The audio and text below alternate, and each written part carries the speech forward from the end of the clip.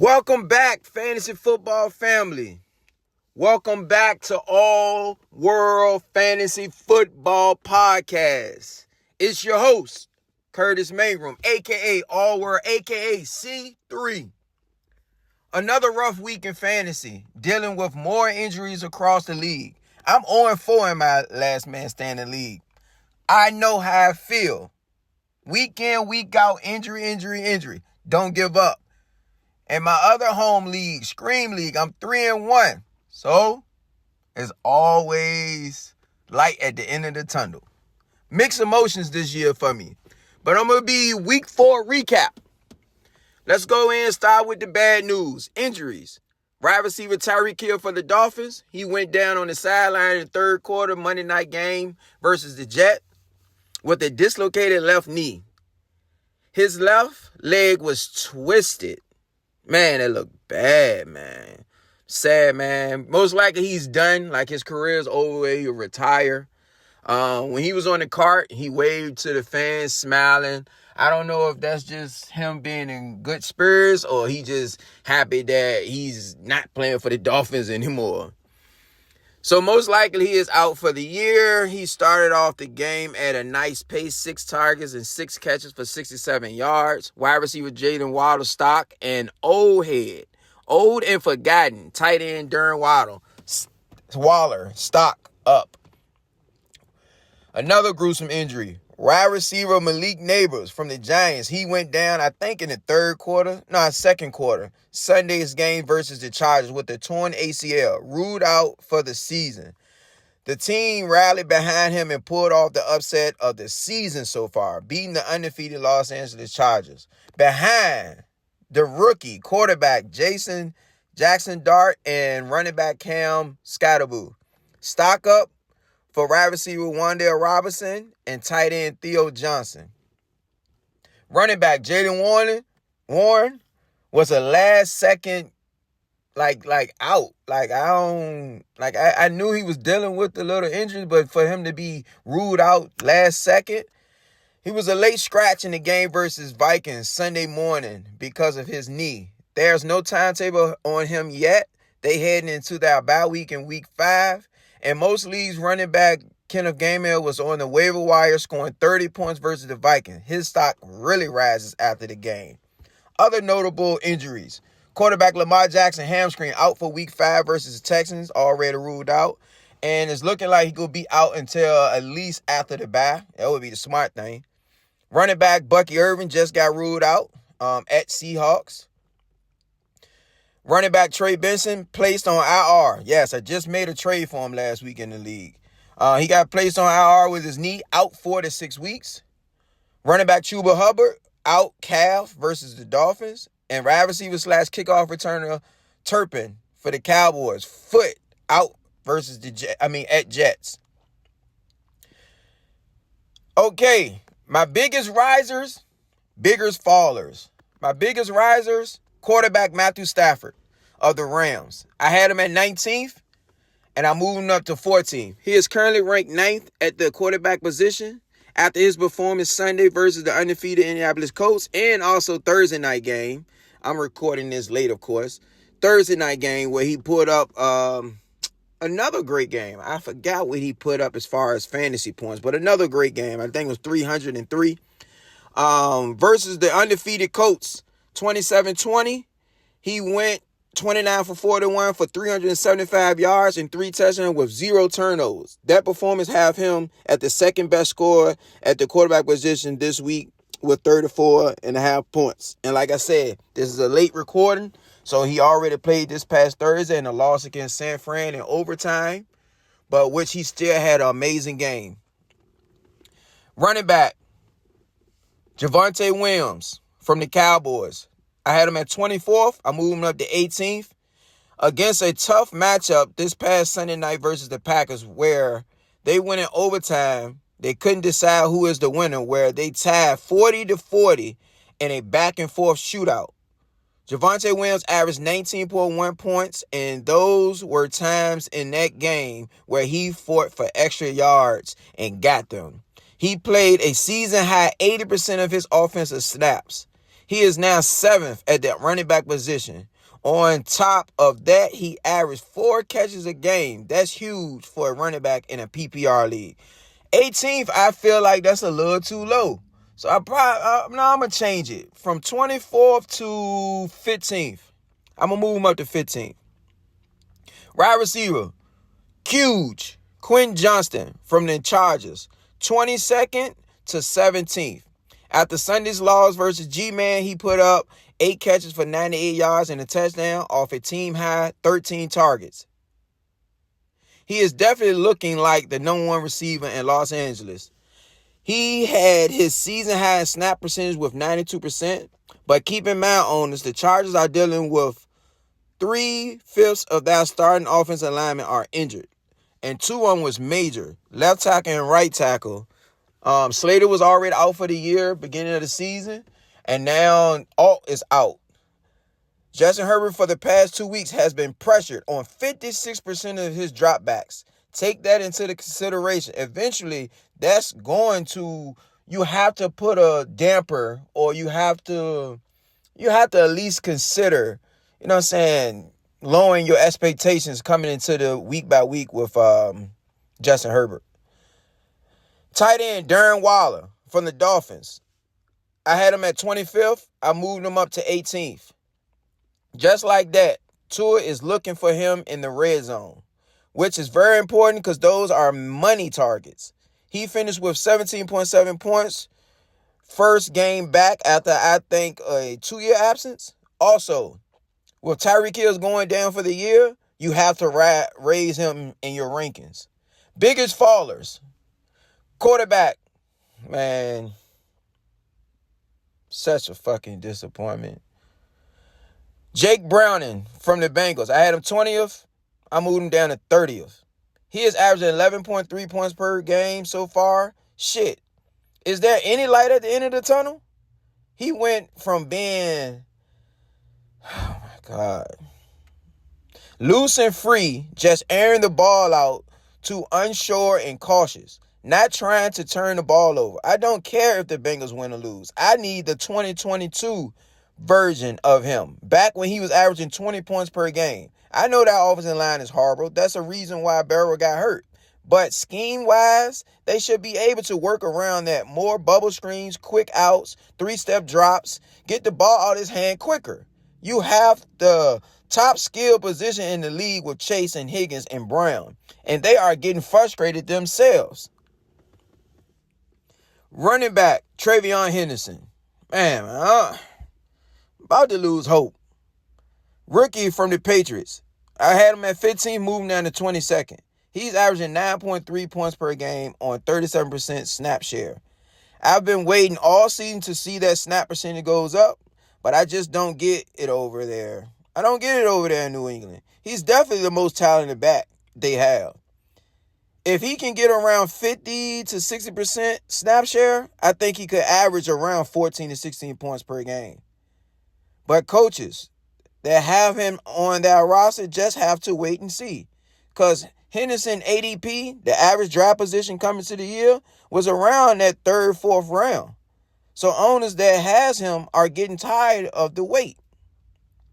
Wide receiver Jamar Chase from the Bengals. I had him at 8th, moved him down to 17th. He is averaging 8.1 points per game since Burrow went down. So that's mainly because of Joe Burrow injury. I have him so low in my rankings. If they can just draw up some easy targets for him, just plays to get the ball in his hand, that would go a long way. Tight end, Harold Fanning, the rookie from the Browns, 16th to 22nd. He is droppable in most leagues. Averaging 6.2 points per game for the past 2 games. Him and Njoku are eating into each other's overall production. With poor quarterback play in Flacco, which they just benched him and put in the rookie Gabriel, and them having so many mouths to feed in Cleveland, they are both droppable until one of them gets traded. I know it's late again. Waiver wire pickups. If any of these players still on your waiver wires after the waiver wire has went through and cycled through, go pick them up.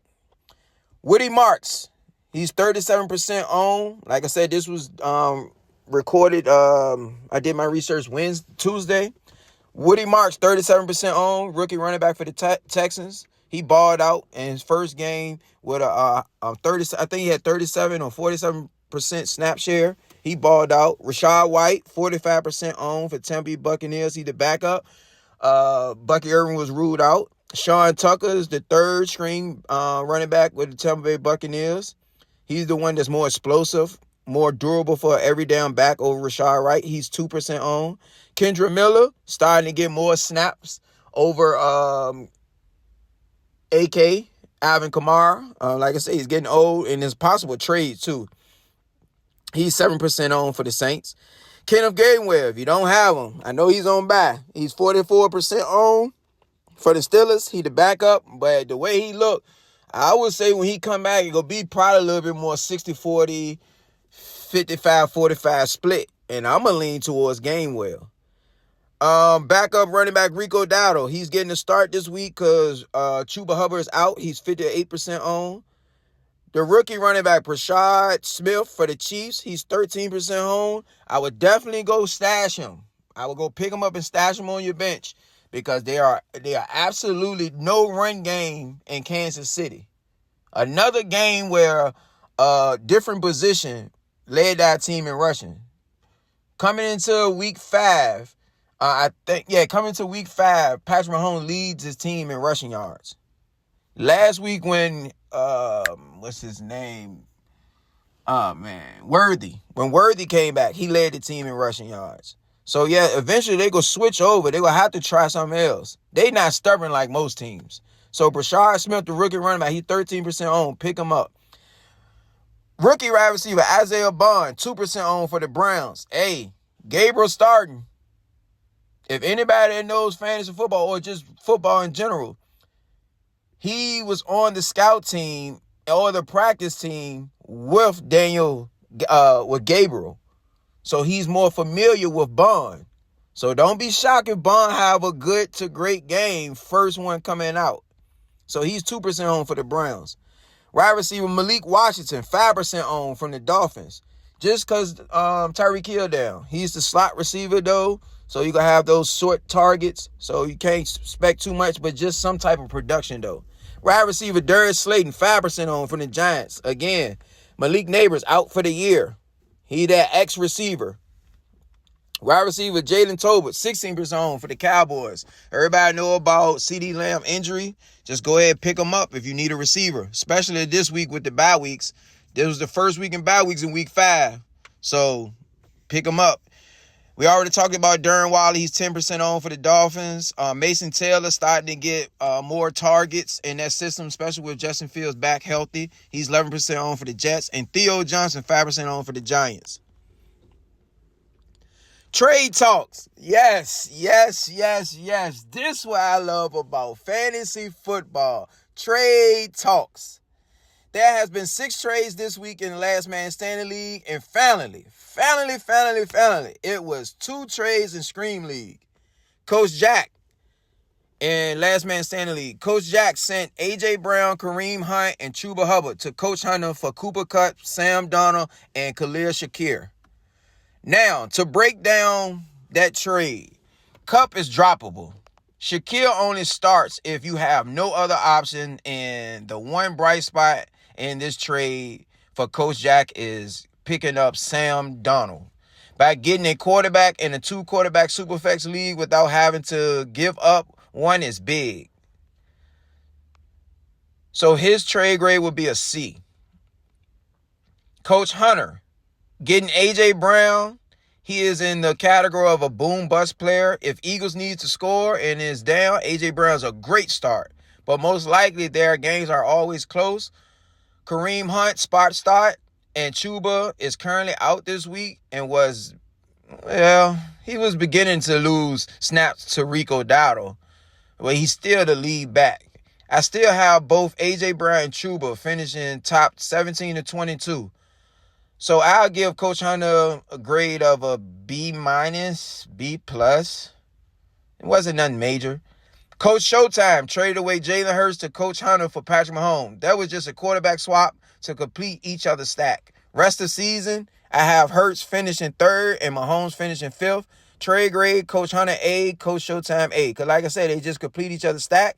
And I like the Kansas City stack over Jalen Hurts and he got Devontae Smith. See, if you'd had A.J. Brown, hold up. He does have A.J. Brown. I'm sorry. He did. He got him in the trade with Jack. I take that back. I would say, I would still give both of them an A.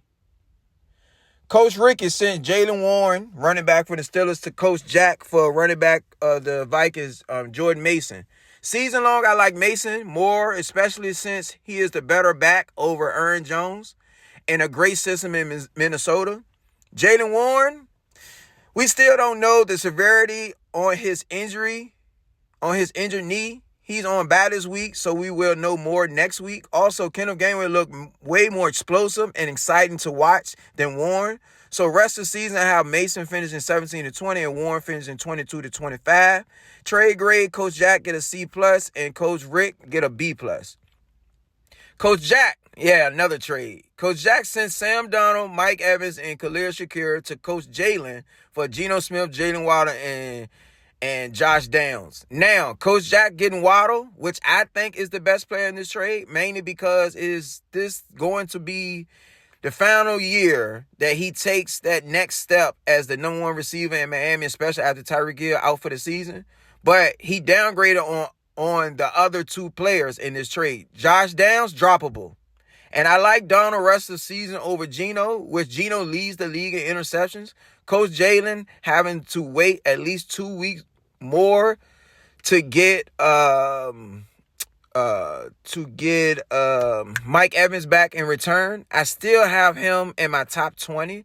And we already went over the spot start and Shakir. Trade grade, Coach Jack get a B- and Coach Jalen get a B. Coach Jack sent Geno Smith, yes again. Sent Geno Smith and Cooper Kupp. I love Coach Jack. He sent Geno Smith and Cooper Kupp to Coach Jonathan for Spencer Rattler and Marvin Harrison Jr. Now, the best player in that trade, I'll say Marvin Harrison Jr., but it's close because he still haven't tapped into his full potential yet. So Coach Jack getting him and downgrading again at quarterback because eventually they will bench Rattler and see what rookie Taylor Saw has, which Coach Jack was smart to pick him up off waivers as well. Coach Johnson select a slight upgrade at quarterback with Geno. At least he will keep his job for the remainder of the season. Team grade, Coach Jack A, Coach Jonathan B. Last trade in the league is Coach Raphael sent Brian Thomas Jr., Stephon Diggs, and J-Mo. Jameson Williams, plus $25 fab to me. Yes, I made a trade. I'm 0-4.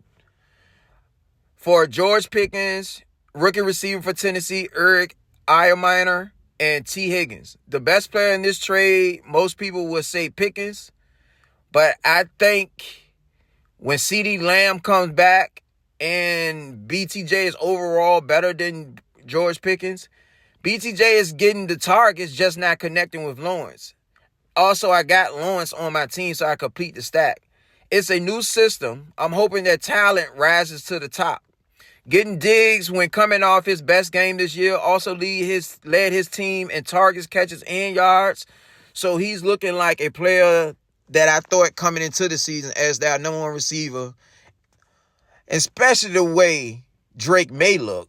Yes, let me get the number one target with Diggs. And J-Mo, he's a boom-bust player. All he needs is one catch and he'll give me 18 points. He's the type of player which he tops in the league. I think he's number one in air yardage. But giving up early on wide receiver rookie Eric Ayeminer, which is Tennessee's number one receiver, he leads his team in targets. It's just those targets are being thrown from rookie quarterback Cam Ward. So I guess that's not saying much. And we all know what happened to T. Higgins. Barrow went down, so I will put Higgins in the boom bust category as well. Team grades, Coach Raphael A and me A-. Scream League. Yes. We finally got a trade. He started that engine up. Coach Tony sent Jalen Hurts, A.J. Brown, Rashad White, and Rashee Rice, plus his next year first round pick to Coach Robbie for Dak Prescott, DeAndre Swift, Jamar Chase, and I think it's Malik Washington, plus his next year's second-round pick. Coach Robbie pulled it off again. I need to take notes for him in this league because it's very difficult to trade in this league. These coaches, man, OMG. They don't send offers. They barely respond to offers. So good luck. But I need to go talk to him.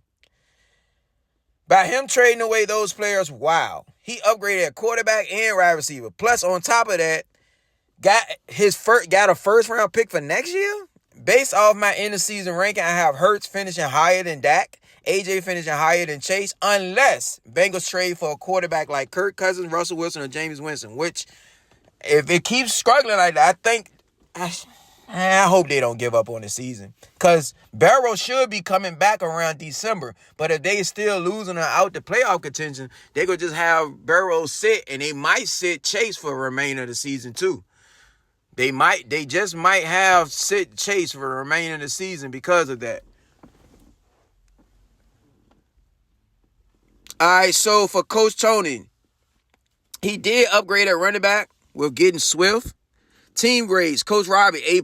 Coach Tony, C-. Now, my trade with Coach Dennis. Coach Dennis sent me Trevion Henderson and his next year's 2nd and 6th for my Kenneth Walker and my next year 4th and 7th round picks. Coach Dennis getting the better player in the deal with K9. Even though he's splitting touches with Charbonnet, he's still the most explosive back out there in Seattle. And me, I'm hoping that eventually Henderson gets more playing time. He is hovering around 35% snap percentage.